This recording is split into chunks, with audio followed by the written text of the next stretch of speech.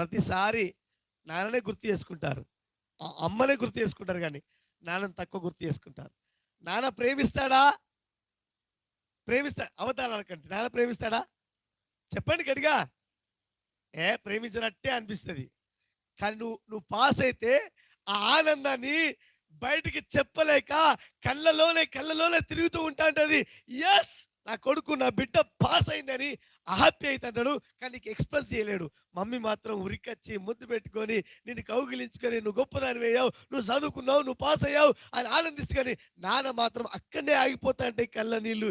ఇంకా నేను చూడాలని నా బిడ్డలో, ఇంకా నా కొడుకులో నేను చూడాలనే ఆనందము ఆ తండ్రిలో ఉంటుంది. తల్లిదండ్రులు దేవుడు నీకు ఇచ్చిన వరము, ద్వేషించద్దు. ఆమేన్.